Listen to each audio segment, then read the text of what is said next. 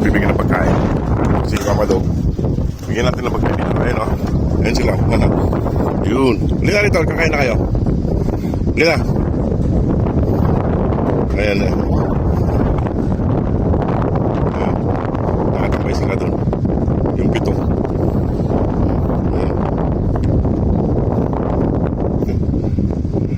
Ayan. Buti walang gumagalaw sa kanila dyan sa loob na yan. Dito sa labas ay salbake talaga. Ayun na, ayun na. Ayun na.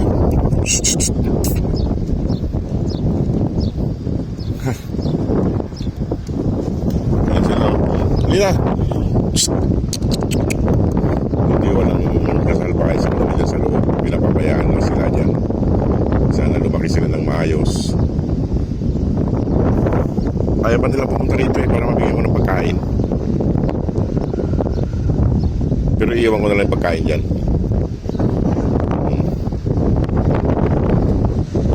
Saling ko lang yung pagkain mga boss. Nandun sila oh. Nandiyan si Mama Dog. Tapos na siyang kumain si Mama Dog. Mahangin mga boss. Nandiyan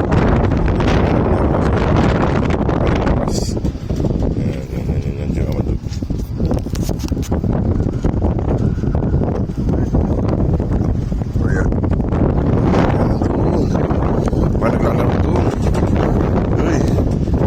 Halina.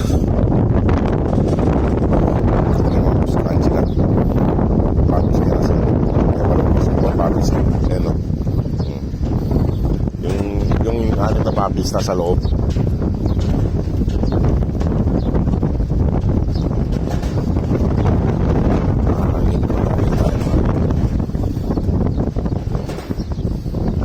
Kumain na yan si Mama Dugdong kaso kumain ulit dito. Kasi yung mga papis niya ay ayaw pa.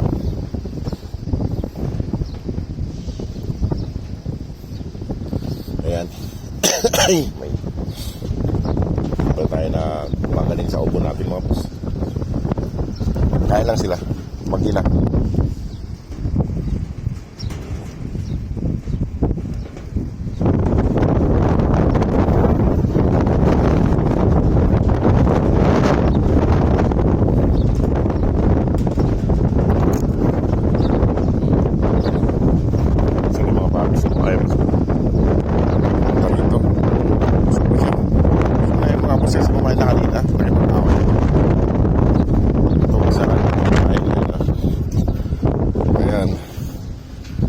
Kain siya mag-isa kasi mga kapatid niya hindi pa lumalabas. Naglalaro doon yung anim na puppies. May iniinom sila dyan mga boss. May naglalagay dyan ng tubig nila. Siguro pinapakain din sila.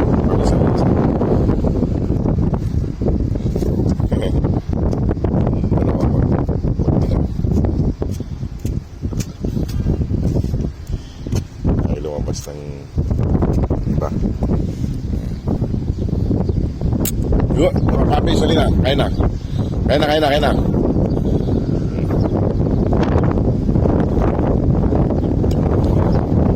Ayan mga boss.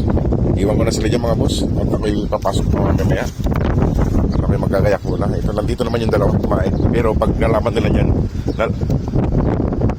lalabas din yan. Mga puppies niya, lalabas din yan pag nagutom. Kasi alam nila yung pagkain dito. Ayan o, may pagkain natin dyan. Sige mga boss, maraming salamat. God bless po. Ayan, sige mga boss.